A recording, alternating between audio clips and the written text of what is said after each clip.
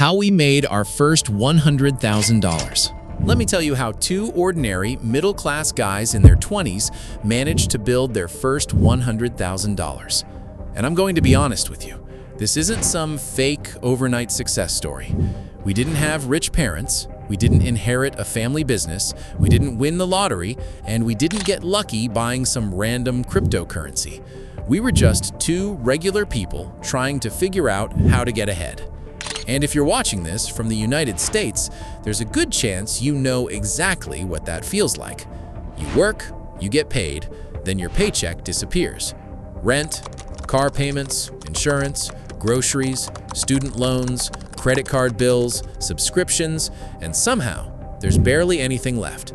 So you work harder, you try to earn more, but then the cost of everything goes up, and suddenly you're making more money, but you're not actually getting ahead. That's the trap millions of Americans are stuck in, and that's why we became obsessed with one question: how do ordinary people actually build their first $100,000?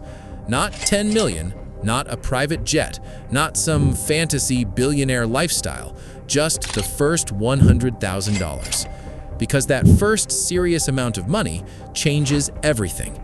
It gives you options, it gives you breathing room, it gives you the ability to invest. And most importantly, it proves that you can create wealth instead of constantly chasing your next paycheck. So we started studying how people actually build wealth. We looked at entrepreneurs, investors, business owners, creators, people who started with almost nothing, and eventually we noticed something. Most financially successful people don't rely on just one paycheck.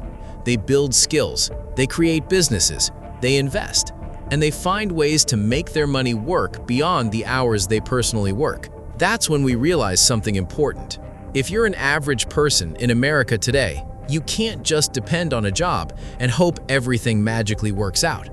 Your salary might pay your bills, but your skills, your business, and your investments are what can potentially change your financial future. So we started building a side business while still working our regular jobs, and that's where everything changed. Now, I'm not saying you need to quit your job tomorrow. Please don't do that. Your job might be the thing that gives you the money you need to build your next chapter. Instead, use the income you already have as your starting point. Build something on the side. Learn a skill. Create something. Solve a problem. Find a way to make money that isn't limited to the number of hours you can work. Because if you want to build your first $100,000, the first decision you need to make is this: are you going to spend your entire life trading time for money? Or are you going to build something that can eventually work without you? That's the difference between simply earning money and building wealth. And that's where step 1 begins. Step 1. Choose your fast lane. One thing became obvious to us very early. If you want financial freedom while you're still young, you need a faster path. Think about the traditional American dream. Go to college, get a degree, get a good job, buy a house, work for 40 years, then retire. For some people, this path works, but it's not the only path. And for many people today, it's becoming harder to follow. College can cost tens of thousands of dollars. Housing is expensive. Healthcare is expensive. And the cost of living keeps rising. So if you're starting with student loans and a normal entry-level salary, waiting 40 years to finally have financial freedom may not sound very appealing. That's why we started thinking differently. We discovered an idea often described as the fast lane. The basic idea is simple. There are different ways to live your financial life. The first is the sidewalk. You make money and you spend almost all of it. You get a raise and you upgrade your lifestyle. A new car, a bigger apartment, more expensive restaurants, more shopping, more subscriptions. The money comes in and immediately goes back out. The second path is the slow lane. You get a traditional job. You save a little money. You invest in your 401k. You wait decades, and you hope that eventually, at 60 or 70, you finally have enough money to live life on your own terms. Again, there's nothing wrong with this path. For many Americans, long-term investing through a 401k or IRA can be an important part of building wealth. But we wanted to explore another option, the third path, the fast lane. This means building something that can scale. A business, a digital product, a YouTube channel, an online service, a software company, or even a high-income skill that allows you to earn far more than a traditional entry-level job. The goal isn't to get rich overnight. The goal is to create leverage, because your time is limited. You only have 24 hours in a day. But a business can serve 10 customers, then 100, then 10,000, without requiring you to personally work 10,000 times harder. That's leverage. And when we looked at the people who built significant wealth, we saw the same pattern again and again.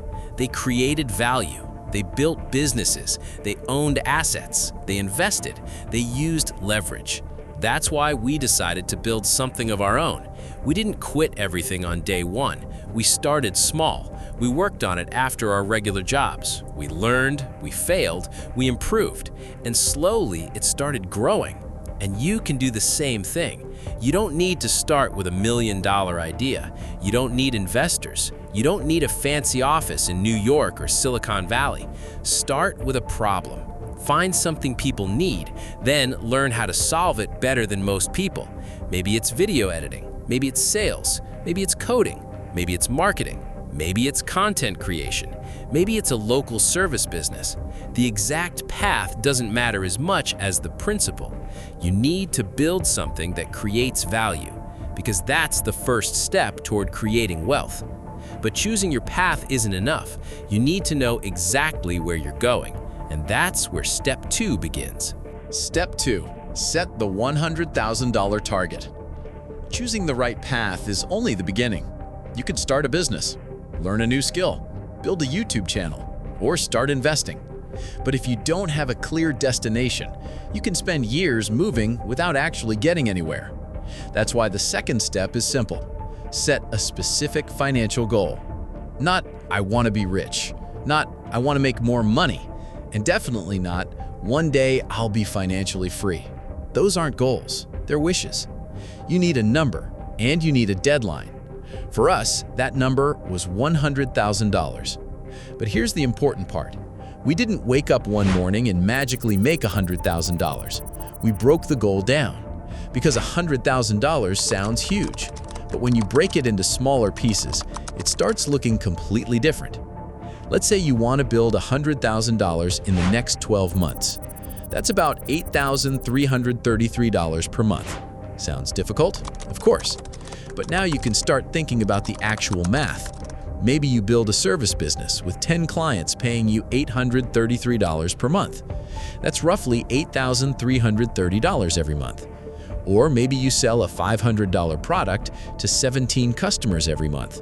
That's $8,500. Or maybe you build multiple income streams. Your job provides $5,000, your side business brings in $2,000, your online business makes another $1,500. Suddenly, you're at $8,500 per month. The point isn't that everyone will follow the exact same formula. The point is to understand the numbers behind your goal. Because when you know the numbers, you can reverse engineer the path. This is one of the biggest mistakes people make with money.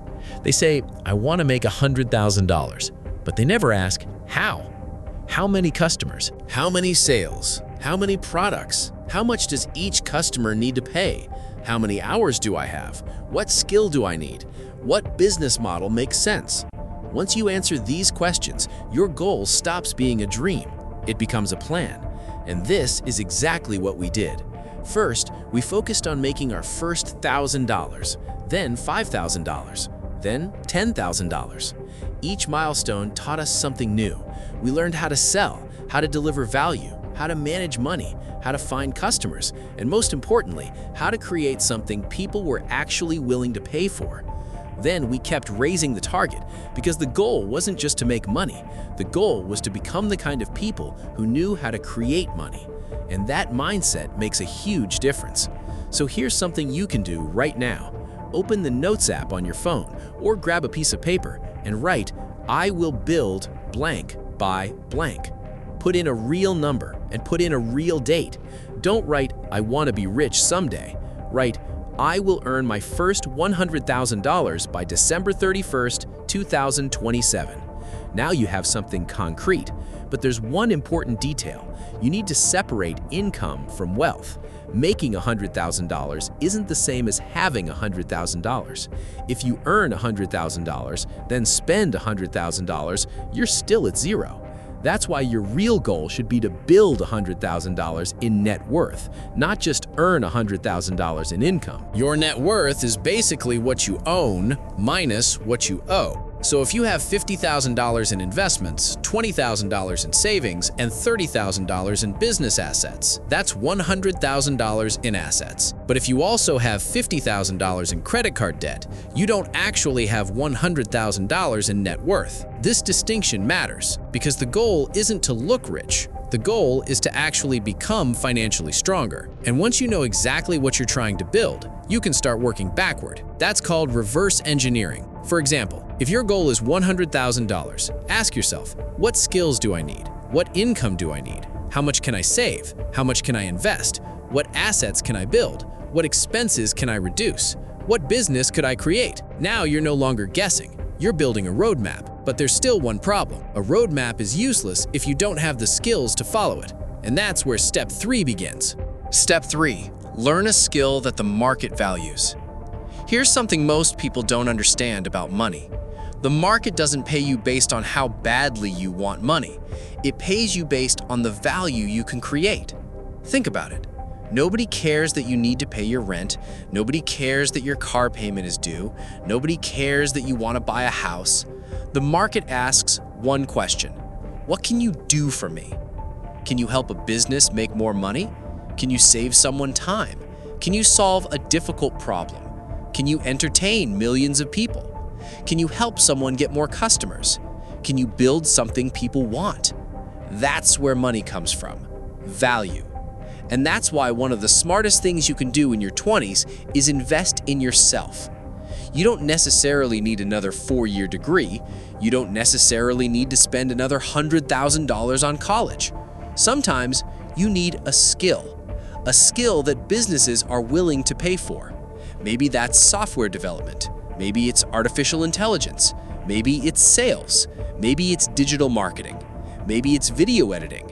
Maybe it's copywriting. Maybe it's cybersecurity. Maybe it's content creation. The exact skill is up to you, but the principle is the same. Learn something valuable, then become really good at it. Because in today's economy, a person with a valuable skill can potentially create opportunities far beyond a traditional paycheck. You can freelance, you can work remotely, you can start a business, you can build an agency, you can create digital products. You can use this skill to build your own company. The possibilities are enormous, but here's the catch. Watching YouTube videos about a skill isn't enough. Buying a course isn't enough. Reading books isn't enough. You have to practice. You have to build. You have to make mistakes. You have to get rejected. And you have to keep improving. Because knowledge only becomes valuable when you can turn it into action. So don't ask, how can I make more money? Ask, what valuable problem can I learn to solve? Because the better problems you can solve, the more valuable you become. And that is where your financial journey really begins. Part 3. Stop waiting and start executing. Now you know the path, you have a goal, and you're learning a valuable skill. But there's one problem. None of it matters if you don't take action. Because knowing what to do and actually doing it are two completely different things. And this is where most people get stuck. They watch videos, they listen to podcasts, they buy courses, they read books, they save motivational posts, they make plans, and they tell themselves, I'll start next week. Next week becomes next month becomes next year, and suddenly years have passed, but nothing has changed. The problem isn't always a lack of information. We live in the information age. You can learn almost anything from your phone. You can learn how to code, how to start a business, how to invest, how to edit videos, how to sell, how to build a website. The information is everywhere. The real problem is execution. You don't need another 100 hours of research. You might need your first hour of action. That's what we realized. We stopped trying to find the perfect plan and we started doing the work every single day. Because building wealth isn't a sprint, it's a long game. You don't need to be the smartest person in the room. You don't need to be the most talented. You just need to keep showing up. Think about someone who goes to the gym once. They work out for 5 hours, then they never return. Did they get in shape? Of course not. Now imagine someone else. They go to the gym for 45 minutes, 5 days a week, for 2 years. The results will be completely different. Money works the same way. One massive effort won't change your life. Small actions repeated for years can. That's why consistency is so powerful. And consistency requires something even more important: discipline. Motivation is unreliable. Some mornings you'll wake up excited. Other mornings you'll want to stay in bed. Some days you'll believe in yourself. Other days you'll wonder if you're wasting your time. That's normal. You can't control how you feel every day, but you can control what you do. That's why you need a system. Don't rely on motivation. Build a routine. Set aside a specific time every day for your future. Maybe it's 6 a.m. before work. Maybe it's an hour after your kids go to sleep. Maybe it's your lunch break. Maybe it's Saturday morning. The exact time doesn't matter. What matters is that you protect it. Use that time to build something, learn, practice, create, sell, improve, and most importantly, do the work that moves you closer to your goal. For us, this meant creating a dedicated block of focused work every day. No Instagram, no TikTok, no endless scrolling, no checking notifications every 5 minutes. Just focused work. Because here's a harsh truth. You can spend 5 hours working and accomplish less than someone who spends 1 hour focused doing the right thing. That's because being busy isn't the same as being productive. And that brings us to the next step. Step 4. Focus on high-value work. Most people are incredibly busy, but they're not necessarily making progress. They answer emails, they attend meetings, they check notifications, they organize files, they watch tutorials, they make endless to-do lists, and at the end of the day, they feel exhausted. But when they ask themselves, what did I actually accomplish? The answer is often, not much. That's the difference between being busy and being productive. If you're building a business or side hustle, you need to focus on activities that actually produce results. For example, if you're a freelancer, sending 50 emails to potential clients may be more valuable than spending 3 hours designing your perfect logo. If you're building a YouTube channel, creating the next great video may be more important than endlessly researching camera equipment. If you're starting an online business, talking to potential customers may be more valuable than spending weeks choosing the perfect website font. You need to identify the activities that actually move the needle. So every morning, ask yourself one question. If I could only accomplish one thing today, what would make the biggest difference? Then, do that thing first. Before social media, before Netflix, before checking every notification, do the work that matters. Because your time is limited, and every hour you spend on something meaningless is an hour you can't get back. That's why you need to protect your attention. Your attention is one of your most valuable assets. Companies spend billions of dollars trying to capture it. Social media companies want it, advertisers want it, streaming platforms want it. Everyone wants your attention. So if you're serious about building wealth, you need to take control of it, because you can't build a better financial future if you spend your best hours consuming someone else's content. You need to become a creator, a builder, a problem solver, someone who produces more value than they consume. And once you learn to focus your time and energy on high-value activities, something interesting happens. You start getting results, you start making money, and eventually, you reach the next challenge. Because making more money is only half the game. The other half is learning how to keep it. And that's where the next step begins. Part 4. Make more, keep more. Making more money feels great. But here's a problem that catches millions of people. They increase their income and somehow they still don't get ahead. Maybe you know someone like this. They get a raise, and suddenly they buy a more expensive car. They move into a nicer apartment. They start eating at more expensive restaurants. They upgrade their phone. They take bigger vacations. And before they know it, the extra money is gone. This is called lifestyle inflation, and it's one of the biggest reasons people struggle to build wealth. Because here's the uncomfortable truth. Making more money doesn't automatically make you rich. If you earn $50,000 a year and spend $50,000, you're broke. If you earn $100,000 and spend $100,000, you're still broke. And even if you earn $250,000, if your lifestyle costs $250,000, you're still trapped. The number on your paycheck doesn't determine your financial freedom. The gap between what you earn and what you keep does. That's why when your income increases, you need to resist the temptation to immediately upgrade your lifestyle. Instead, try to increase the gap. If you get a $10,000 raise, you don't have to spend all $10,000. Maybe you use part of it to improve your life, but use the rest to build your future. Pay down high-interest debt, build an emergency fund, invest, or put money back into your business. Because the goal isn't to look rich, the goal is to become rich. And those two things are completely different. Someone driving a brand new $80,000 truck might have $2,000 in monthly payments. Someone driving a 10-year-old Toyota might have hundreds of thousands of dollars invested. You can't always see wealth, and that's exactly the point. Don't spend your money trying to impress people who aren't thinking about you. Use your money to buy something far more valuable. Freedom. Freedom from the paycheck to paycheck cycle. Freedom from credit card debt. Freedom from financial panic. Freedom to say no to a job you hate. Freedom to take time off when your family needs you. That's what money should ultimately give you. Options. But to create those options, you need to understand where your money is actually going.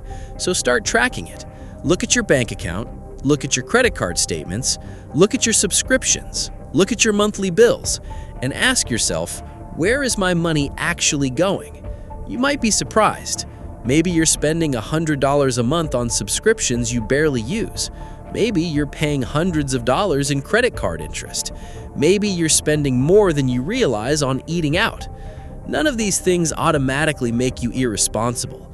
The problem is when you don't know you're doing them, because you can't control what you don't measure. So understand your numbers. Know how much you earn. Know how much you spend. Know how much you owe. And know how much you keep. Because that's the foundation of building wealth. But there's another important difference you need to understand. The difference between income and assets. Step 5. Build assets, not just income. Let's say you have a great job. You make $150,000 a year. That's a fantastic income. But what happens if you stop working tomorrow? Does the money keep coming? For most people, no. That's because their income depends entirely on their time. They work, they get paid. They stop working, the paycheck stops. And that's why building assets is so important. An asset is something that can potentially create income or increase in value over time. A business, a YouTube channel, a digital product, a software company, a rental property, stocks, index funds, intellectual property. These are all examples of things that can potentially work for you while you're not actively working every minute. Now, this doesn't mean you should throw your entire savings into the stock market tomorrow. And it definitely doesn't mean you should buy a rental property because some random guy on TikTok told you it's the easiest way to get rich. You need to understand what you're buying. You need to understand the risks. And you need to make decisions based on your own financial situation. But the principle remains. Don't just work for money. Use some of your money to build things that can potentially produce more money. Imagine two people. Person A makes $100,000. They spend almost all of it every year. Person B makes $70,000, but they consistently invest a portion of their income.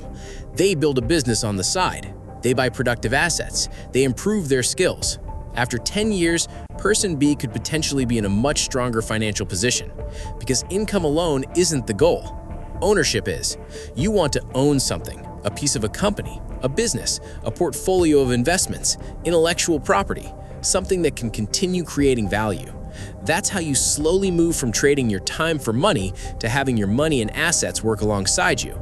And this is where compound growth becomes powerful. Your first $10,000 might feel impossible. Your first $50,000 might take years. Your first $100,000 might feel like an enormous mountain. But once you build the skills and systems that helped you get there, the next milestone can become easier. Because now you have experience, you have knowledge, you have capital, and you have momentum. That's why the first $100,000 is so important. It's not just about the money, it's about becoming the person who knows how to create wealth. But there's still one final challenge, because even if you have the right strategy, the right skills, and the right habits, there will be moments when everything goes wrong. And that's when you need the final piece, the ability to keep going. Part 5. Keep going when everything goes wrong. Building your first $100,000 sounds exciting, but here's the part nobody talks about. The journey is going to be messy. You're going to fail. You're going to make bad decisions. You're going to lose money.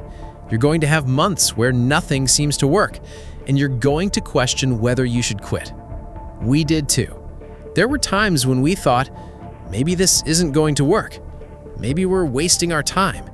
Maybe we should just go back to a normal job and forget about all of this. And honestly, that feeling is completely normal. Because when you're building something from nothing, you don't get guaranteed results. You can work for months and still have no idea where you'll end up.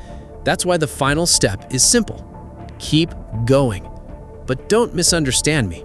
I'm not telling you to blindly keep doing the same thing forever. If something isn't working, change it. Learn, adapt, try something different.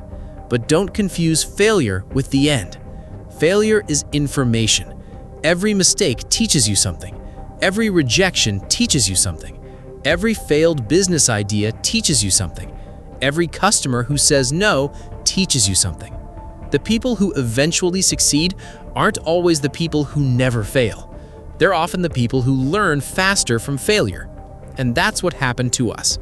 We didn't build our first $100,000 because we had some magical secret. We made mistakes.